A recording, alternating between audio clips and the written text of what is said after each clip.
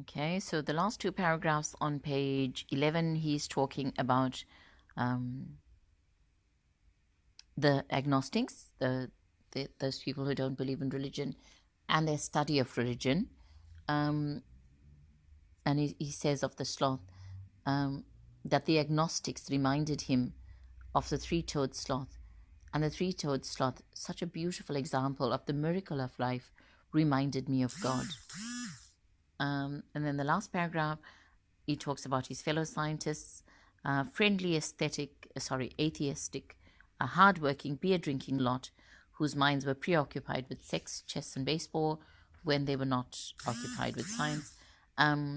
Obviously, very natural, very physical in a sense, more natural pastimes as opposed to the religious pastimes of the religion students. I'm on page 12, second paragraph. My life is a memento mori. Third line, second paragraph. My life is a memento mori, painting from European art. There is always a grinning skull at my side to remind me of the folly of human ambitions. Folly, the foolishness of human ambition. I mock this skull. I look at it and say, you've got the wrong fellow. You may not believe in life, but I don't believe in death. Move on. Then also down the page, so that one's about ambition and the constant chase for ambition. Remember Macbeth and his life. The next paragraph, the reason death sticks so closely to life isn't biological necessity, it's envy. Life is so beautiful that death has fallen in love with it, a jealous, possessive lover that grabs at what it can. But life leaps over oblivion lightly, losing only a thing or two of no importance, and gloom is but the passing shadow of a cloud. I'm going to skip down to that last line. He wanted to go to Oxford. Oxford is fifth on my list of studies. Oxford is obviously education. I would like to visit before I pass on. After Mecca, Varanasi, Jerusalem, and Paris. Mecca, Varanasi, and Jerusalem are religious centers in the world, and Paris is, of course, the city of love. So he's gone from religion first to love second and education third.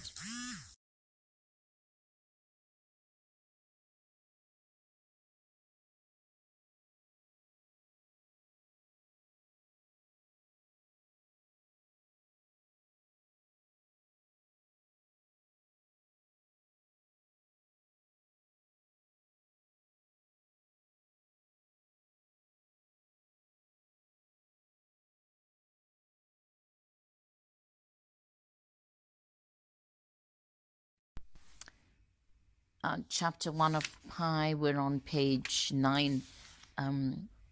Academic study and the steady, mindful practice of religion slowly brought me back to life.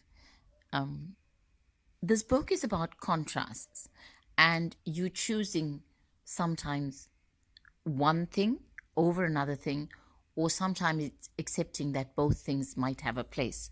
So often,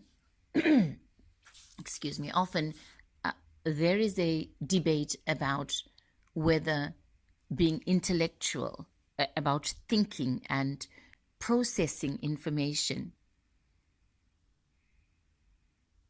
can work with having a faith in God. So it's an intellectual versus a faith debate. So academic study and religion might not always go together. The second one is his his courses of studies. He chose religious studies and zoology. Again, the science-religion debate. A lot of people believe if you're a scientist, you can't have faith, and if you believe in God, then you can't be a scientist. He's putting two seemingly contradictory, seemingly opposite ideas together, saying that both of this can coexist peacefully. You can have both. second last line, my zoology thesis was a functional analysis of the thyroid gland of the three-toed sloth. And I chose the sloth because of its demeanor, calm, quiet, and introspective. It did something to it did something to soothe my shattered self.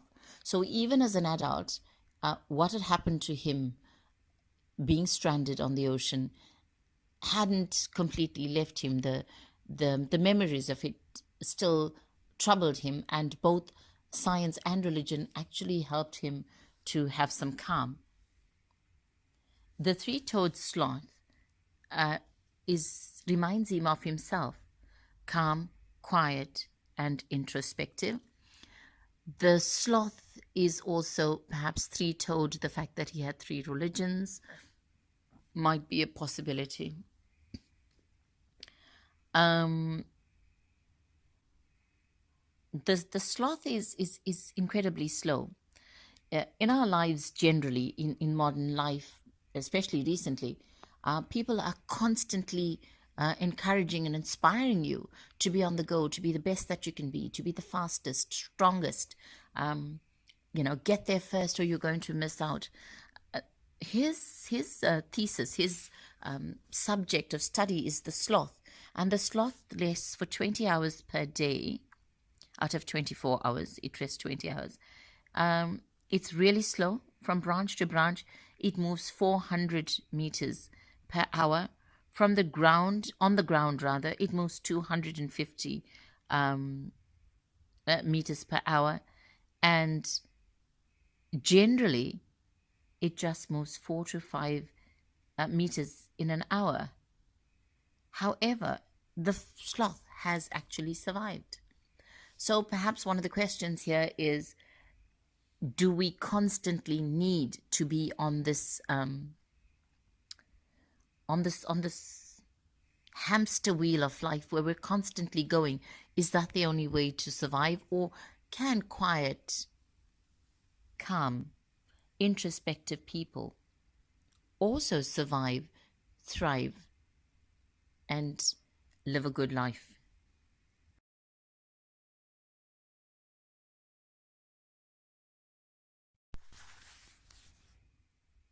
Page 11, second paragraph. How does it survive, you might ask? Precisely by being so slow. Sleepiness and slothfulness keep it out of harm's way, away from the notice of jaguars, ocelots, harpy eagles, and anacondas.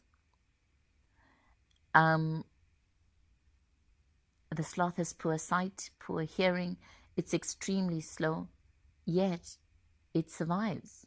And he calls it a beauty of creation. It's interesting, too, that the sloth actually protects itself from the more dangerous animals, and it also protects the algae. Continuing, the three-toed sloth lives a peaceful vegetarian life in perfect harmony with its environment. When we first meet Pi in Pondicherry, he's a vegetarian. All right, so again, he would connect with the three-toed sloth. He'd identify with the three-toed sloth. If you continue just after that, brackets with 1966, he says, I have seen that smile with my own eyes.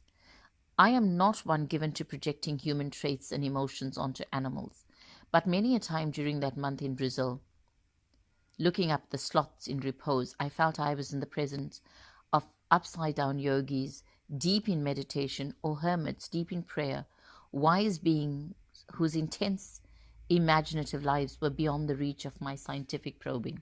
All right, first thing, I am not one given projecting to human traits and emotions onto animals. Is that true? Would Richard Parker not be a part of Pi?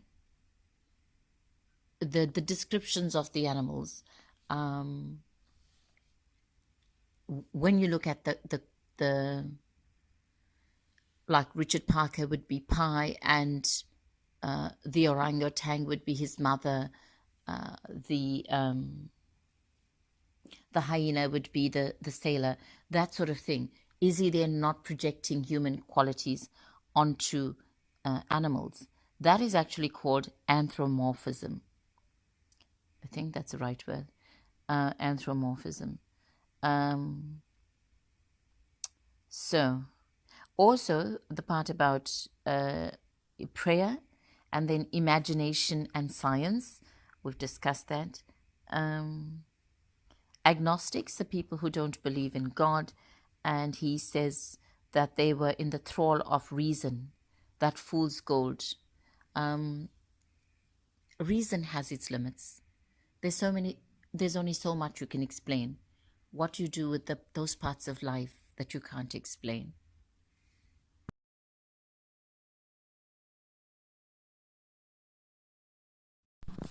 On page 34, chapter 7, Pi says, "But I felt I had to say something." Mr. Kumar had been complaining about the government, and Pi said, "Religion will save us," I said. Since I could remember, religion had always been very close to my heart. "Religion?" Mr. Kumar grinned broadly. "I don't believe in religion. Religion is darkness." Darkness? I was puzzled. I thought darkness is the last thing that religion is. Religion is light. Was he testing me? Was he saying religion is darkness, the way he sometimes said in class things like mammals lay eggs, to see if anyone would correct him? Only platypuses, sir. There are no grounds for going beyond a scientific explanation of reality, and no sound reason for believing anything but our sense experience. This is Mr. Kumar talking. A clear intellect, close attention to detail, and a little scientific knowledge will expose religion as superstitious bosh. God does not exist. Did he say that? Or am I remembering the lines of later atheists? At any rate, it was something of the sort. I had never heard such words.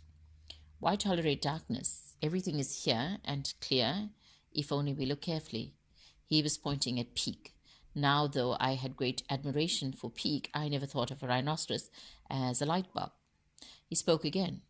Some people say God died during the partition in 1947. That's a reference to India. He may have died in 1971 during the war, or he may have died yesterday here in Pondicherry in an orphanage. That's what some people say, Pi. When I was your age, I lived in bed, racked with polio. I asked myself every day, where is God? Where is God? Where is God? God never came. It wasn't God who saved me. It was medicine. Reason is my prophet, and it tells me that as a watch stops, so we die. It's the end. If the watch doesn't work properly, it must be fixed here and now by us. One day we will take hold of the means of production, and there will be justice on earth. This was all a bit much for me. The tone was right, loving and brave, but the details seemed bleak. I said nothing. It wasn't for fear of angering Mr. Kumar. I was more afraid that in a few words thrown out, he might destroy something that I loved. What if the words had the effect of polio on me? What a terrible disease that must be if it could kill God in a man. Very, very interesting comment on the power of words. Also, what you believe, what you listen to, who you listen to, and the kind of effect that has on your life. How the words will develop your thoughts, and then the thoughts become your actions and your mindset and your philosophy and how you look at life. And then Mr. Kumar says goodbye and leaves. I studied below that, where he answers, yes, Mr. Kumar. He became my favorite teacher and the reason I studied zoology at the University of Toronto. I felt a kinship with him. I felt close to him. It was my first clue that atheists are my brothers and sisters of a different faith, and every word they speak speaks of faith. Like me, they go for the legs of the reason. They go as far as the legs of reason will carry them, and then they leap. I'll be honest about it. It's not atheists who get stuck in my craw, but agnostics. Doubt is useful for a while. We must all pass through the Garden of Gethsemane. If Christ played with doubt, so must we. If Christ spent an anguished night in prayer, if he burst out from the cross, my God, why have you forsaken me? Then surely we also permitted to doubt. But we must move on. To choose doubt as a philosophy of life is akin to choosing immobility as a means of transportation.